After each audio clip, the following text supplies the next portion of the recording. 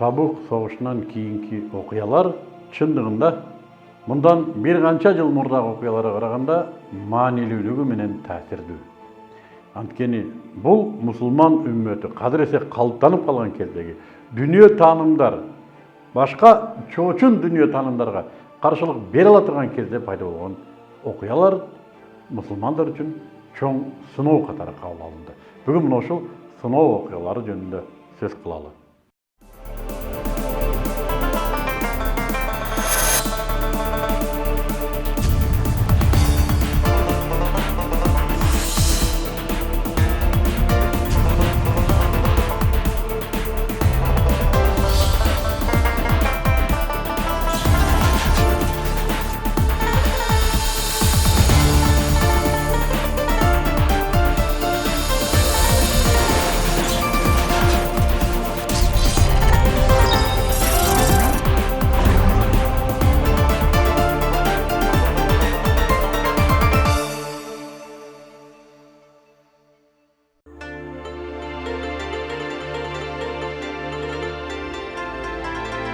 Табук жүрүшүнөн кийин Уаймир ал-Ажлани деген сахаба өзүнүн аялы менен ажырашат. Бул жөнүндө айтып атканыбыз ислам тарыхындагы алгачкы үй бүлөлүк чоң талаптардын пайда болушу.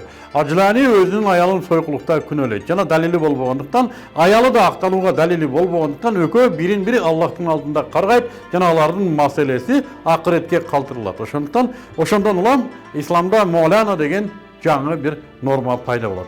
Андан көп өтпей Гамид уруусунан бир аял келип өзүнүн сойкулук кылганын айтат пайгамбарыбыз саллаллаху алейхи вассаламга. Пайгамбарыбыз саллаллаху алейхи вассалам балким ал аял оюнан кайтар деп боюндагы баланы төрө деп кайра жиберет. Бирок ал төрөгөндөн кийин кайра келет пайгамбарыбыз саллаллаху алейхи вассаламга. Пайгамбарыбыз саллаллаху алейхи вассалам баланы 2 жыл өз убактысына ылайык эмиз дейт. Балким андан кийин келбей калат десе, ал аял баары бир дагы келет. Акыры пайгамбарыбыз саллаллаху алейхи вассалам ал аялды ташбаран кылууга өкүм чыгарат. Ражм өкүмү ошондо ишке ашат. Андан кийин пайгамбарыбыз саллаллаху алейхи вассаламдын кызы Умму Кулсум көз жумат, жана күйөө баласы Усманга пайгамбарыбыз саллаллаху алейхи вассалам мен 3-чү кызым болгондо аны дагы сага бермекмин дейт. Андан көп өтпөй эле Мадинадагы 2 жүздүүлөрдүн башчысы Абдуллах ибн Убай ибн Салул көз жумат. Жана Умардын каршы болгонуна карабай пайгамбарыбыз саллаллаху алейхи вассалам ага жаназа окуйт. Аллах Тааладан кечирим сурайт. Бирок кийинчерээк Аллах субханаху ва тааладан Умардын сөзүн тастыктаган аяттар түшөт. Бул окуялардан соң мурда мусулмандар менен Курайштардын ортосундагы карама-каршылыкка кийлигишкиси келбеген арабтар пайгамбарыбыз саллаллаху алейхи вассаламга тайпалар менен келип, ислам динин кабылдап жатканы жогоруда айтылган. Ошондой эле Мухаммад чыныгы пайгамбар болсо, анда ал жеңип чыгат деп, анын пайгамбарлыгына далил күтүп отурган ар кайсы уруулар да мусулмандардын жеңишинен соң пайгамбарыбыз саллаллаху алейхи вассаламга өкүлдөрүн жиберип жатышты. Натыйжада мусулмандардын аскерлеринин саны 1 жылга жетпеген убакытта 30 миңге чыкты. Ошол эле жылдын Зулкада айынын аягы же Зулхиджанын башында пайгамбарыбыз саллаллаху алейхи вассалам ажыга барууну каалаган мусулмандарга Абу Бакырды жетекчи кылып Меккеге аттандырат. Жана алардын артынан ошол кездеги ажылыкты тартиптеген жаңы аяттар түшөт дагы пайгамбарыбыз саллаллаху алейхи вассалам ал аяттарды Али ибн Абу Талибке үйрөтүп Абу Бакырдын артынан жөнөтөт. Али Абу Бакырга жетип келет. Ошол жерде бир адеп турат. Абу Бакыр Алиден сурайт: "Али, сен эмнеге келдиң? Баш ийгениби же жетектегениби?" Али айтат: "Жок, сиз уланта бериңиз, мен баш ийүүчүмүн" дейт. Ошентип алар Меккеге чейин киришет. Жана Абу Бакыр пайгамбарыбыз саллаллаху алейхи вассаламдан алган көрсөтмөлөргө ылайык жол ката жаңы ажылыктын тартиптерин тартиптеп келген. Мурдагы эски замандагы ажылык тартиптерин жокко чыгарган. Жана жалаңач тооп кылуу, жолдон дагы башка ар түрдүү Курайштар киргизген жөрөлгөлөрдүн баарын четке кагып, ажылыктын жаңы тартиптерин калыптап келген. Али алып келген жаңы аяттар ажылык милдетинин, ажылык ибадатын толук калыптап, ошол учурдан баштап араб жарым аралда ажылыктын акыркы нускасы, бүгүнкү күнгө чейинки биз аткарып аткан ажылык ибадатынын акыркы тартиптелген нускасы өз ишин баштайт.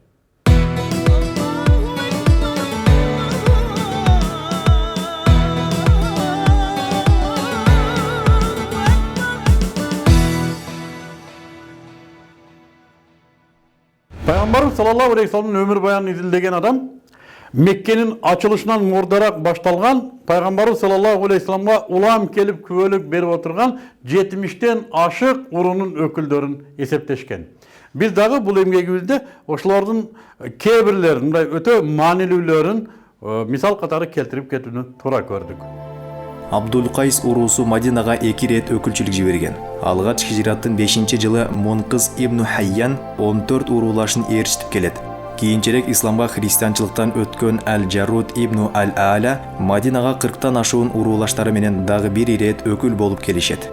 Banu Uzra urusunun öküldörü de Madina'ga Hicrattın 9. yılının Safar ayında kelişer. Peygamberimiz sallallahu aleyhi ve sellem alardın dağı öküldörünü sabak ötөт. Meçitinde jana negizinden alarga şu köz açıklarga, bakışlarga kayrılığını jana atayın butlarga arnalıp soyulgan etlerden jöөгө tıyı salat.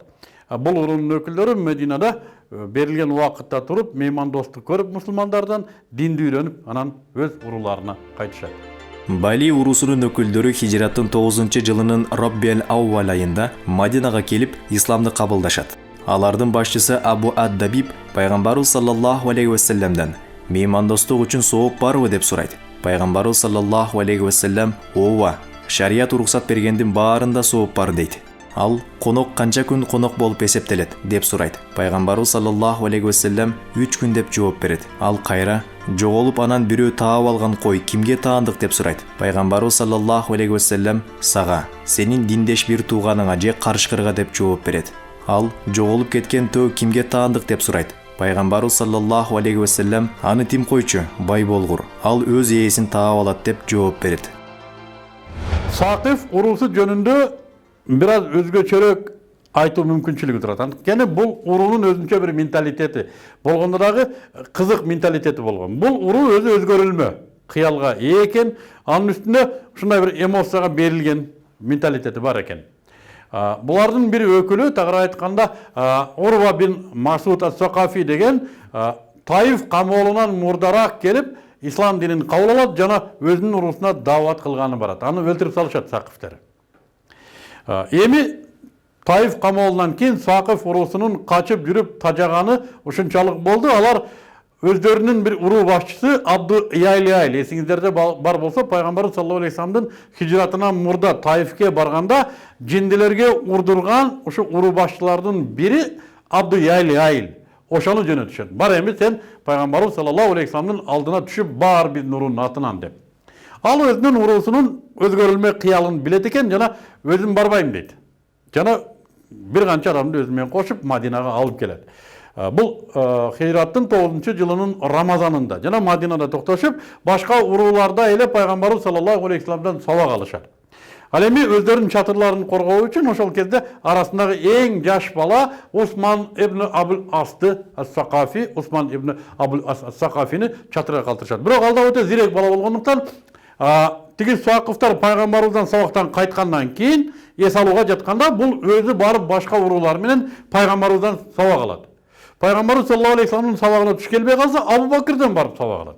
Ошентип бул бала зиректигин пайгамбарыбыз саллаллаху алейхи вассалам байкап калат дагы.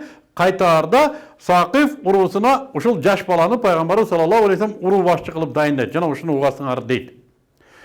Сакиф уруусу дагы бир кызык менталитети пайгамбарыбыз саллаллаху алейхи вассаламдан сойкулукка, уурулукка, аракка, сүткоорлукка уруксат сурайт. Жана намаздан бошот бизди дейт. Аз келгенсе бизди Аллат деген чоң бутубуз бар, уруксат бер, биз ошого эле сыйынайлы дейт. Пайгамбарыбыз саллаллаху алейхи вассалам албетте буга макул болбойт. Алар акыры пайгамбарыбыз саллаллаху алейхи вассаламдын койгон шартын кабыл кылат, бирок акырында дагы бир нерсени суранат. Биз ушу Аллат бутун өзүбүз сындырган колубуз барбайт, ушуну башка бирөөлөр талкаласын анда дейт. Пайгамбарыбыз саллаллаху алейхи вассалам буга макул болот. Ошентип Сакиф уруусу ислам динин кабыл алып өз жерине кайтышат. Айтмакчы, Усман ибн Абул Ас чындыгында зиректигинен Абу Бакырдын доорунда көпчүлүк зекет төлөбөй, динден чыгып жаткан кезде өз уруусун, ансыз деле силер динге эң акыркы болуп кирдиңер, эми андан биринчи болуп чыгасыңарбы деп уяткарып кармап калган. Арадан көп өтпөй пайгамбарыбыз саллаллаху алейхи вассаламга Йеменден дагы бир өкүлчүлүк келет. Алар мурдагы диндеринен баш тартып, пайгамбарыбыз саллаллаху алейхи вассаламдан ислам дини жөнүндө сабак алышат жана ислам дининин жаңы талаптарын мойнына алып Йеменге қайтышады. Тағырақ айтқанда пайғамбарымыз саллаллаху алейхи вассалам йемендіктерге ислам динін үйрету үшін аларға қосып, өзінің жақын сахабаларының бірі Муаз ибн Джаббалды қосып жөнөтөт. Есіңіздерде бар болса, пайғамбарымыз саллаллаху алейхи вассалам Муаз ибн Джаббалды Йеменге ұзатып жатып, ал ел китеп иелерінен тұрған ел. Аларға жақшы сыпатта динді үйретіңіз деген бір қатар осияттарын айтады. Жана аяғында сахабасына «Емекі жылы қайтышыңызға мені таппай қалсаңыз керек» деп өзінің миссиясы бүтіп жатқандығы жөнінде ишарат қылып ұзатады. Хамдан урусунун өкүлдөрү келип, пайгамбарыбыз саллаллаху алейхи вассалам аларга кагаз түрүндө кепилдик берип, Малик ибн Аннамтаны башчы кылып дайындады. Ал эми динди кабылдай электерге даават кылуу үчүн Халид ибн Валидти жиберди. Ал 6 ай даават кылганына карабай, алар динди кабылдашпайт. Ошондо пайгамбарыбыз саллаллаху алейхи вассалам аларга Али ибн Абу Талибти жиберип, Халидти кайтарды. Алар исламды дароо кабыл кылышты. Бул кабар пайгамбарыбыз саллаллаху алейхи вассаламга жеткенде, ал кубангандан Аллахка сажда кылып, Хамдан урусуна тынчтык болсун, Хамдан урусуна салам болсун деп дуа кылды. Көпчүлүк делегациялардын арасында пайгамбарыбыз саллаллаху алейхи вассаламга Фазара урусунун өкүлдөрү да келет. Бирок алар пайгамбарыбыз саллаллаху алейхи вассаламга өз жергесиндеги кургакчылыкты, оор жашоону айтып наалышат. Ошондо пайгамбарыбыз саллаллаху алейхи вассалам колун асманга көтөрүп, Аллах субхану ва тааладан атайын Фазара урусу үчүн дуа кылат. Алар чындыгында эле бул дуанын натыйжасында берекелүү жамгырларды алышат жана көгөрүп, өнүп, ошол жылы өтө берекелүү түшүмдөрдү жыйнашат. Najran христиандарынан 60 адам келди. Алар алгач Иса алейхиссалам тууралуу сурашты. Пайгамбарыбыз саллаллаху алейхи вассалам буга жоопту Аллахтан күттү. Жана күндүн аягында Аллахтан, чындыгында Аллахтын алдында Иса адамга окшоп пайда болду.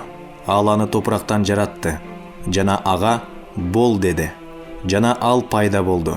Акыйкат сенин Раббыңдан, күмөн санагандардан болбогун. Ал эми сага билим келген соң, сени менен талаша бергенге келгиле. Биздин жана силердин уулдарыбызды, силердин аялдарыңарды, жана биздин аялдарды, өзүбүздү жана силерди чакыралы, жана жалганчыларга Аллахтын каарын тилеп кайрылалы деген аяттар түштү. Таң атып пайгамбарыбыз саллаллаху алейхи вассалам аларга Курандагы жогорку келген аяттар менен жооп берет. Алар өзара талкуулашат, ойлонушат. Бирок Иса алейхиссалам тууралуу пайгамбарыбыз саллаллаху алейхи вассалам айткан кепке макул болушпайт. Мына ошондо пайгамбарыбыз саллаллаху алейхи вассалам аларга бир шарт коет. Келиңиздер, мубахала кылабыз дейт. Тагыраак айтканда, силер дагы өзүңүздөрдүн бүт жакындарыңыздарды ортого коюңуздар, мен дагы эң жакшы көргөн үй бүлөмдү, неберелеримди ортого коебуз, бири-бирибизди каргайбыз дейт. Кимибиз туура эмес айткан болсок, Аллахтын каары ошого түшсүн дейт. Албетте, булар ага макул болушпайт. Алар Аллахтын каарын тилебей эле коелу. Анткени эгер ал чындап пайгамбар болсо, биз оңбойбуз, бизден тарагандар да оңбойт дешип, акыры пайгамбарыбыз саллаллаху алейхи вассаламдын айтканына макул болушту. Биз сен талап кылганды беребиз дешип, жылына 2 жолу ар бирине 1 окийден алтын кошулган 1000 кийимден турган жизия төлөөгө кол коюшту. Пайгамбарыбыз саллаллаху алейхи вассалам аларга дин тутуу эркиндигин, Аллахтын жана өзүнүн коргоосун кепилдеген кагазга мөөр басты. Najrandыктар кайткан соң, алардын көбү исламды кабылдашты. Ошол эле жылы Ханифа урусунан пайгамбарыбыз саллаллаху алейхи вассаламга 17 кишиден турган өкүлчүлүк келет. Алардын ичинде кийинчерээк жалган пайгамбар деген ат менен таанымал болгон Мусайлима Каззаб да бар эле. Пайгамбарыбыз саллаллаху алейхи вассалам ага жумшак мамиле кылат, жакшы мамиле кылат. Бирок кийинчерээк ал эгер Мухаммед саллаллаху алейхи вассалам өлө турган болсо, анын бийлиги мага калат деген сөзүн угуп калат. Дагы бир күн Мадинанын көчөлөрүндө өтүп баратып, Мусайлима Каззабтын кимдир бирөөлөр менен сүйлөшүп турганын угуп калат да, алдына басып келгенде Мусайлима бой көтөрүп пайгамбарыбыз саллаллаху алейхи вассаламга: "Эй Мухаммед саллаллаху алейхи вассалам, азыр сенин кылып атканың туура. Сен башкара бер. Бирок билгин, сенин көзүң өткөндөн кийин бийлик баары бир бизге өтөт" дейт. Пайгамбарыбыз саллаллаху алейхи вассалам андагы бекинип жаткан бийликке болгон зор умтулууну байкайт. Жана ошончалык кыжыры келип, колунда турган курма бактын жалбырагын көрсөтөт дагы: "Эгер менден сурасаң, мен сага ушуну да бермек эмесмин, ушуну да сага ыраа көрбөймүн" дейт. Бирок билгиниң, Аллахтын белгилеген тагдырынан качып кутула албайсың дейт да басып кетет. Айткандай эле Мусайлима Ямамага кайткан соң, Хижраттын 10 жылында өзүн пайгамбармын деп жарыялап, аны далилдөө үчүн сөздөрүн ыр түрүндө айта баштады. жана аракка, сойкулукка уруксат берди. Мусайлиманы Абу Бакрдын халифтигинде Ямамадагы согушта вахши өлтүрдү. Бұл окуялар мусулман үмметінің ар качан сыналып келгендігі жөнүнө дагы бир жолу далил. Канчалык дүнүйө таанымы бекем болбосун, канчалык үммет ортосунда байланыш бекем болбосун, бар бир арасында алсыз бир чынжыр бар экендигине далил. Ошого карабай пайгамбарыбыз саллаллаху алейхи вассалам көзүнүн тирүүсүндө мусулмандардын бекем бир коомун түзүп кеткендиги дагы бизге далил. Эмики көрсөтүүдө пайгамбарыбыз саллаллаху алейхи вассаламдын ошол бекем коомунун коштоосунда ажылыкка аттанган сапары жөнүндө болмокчу.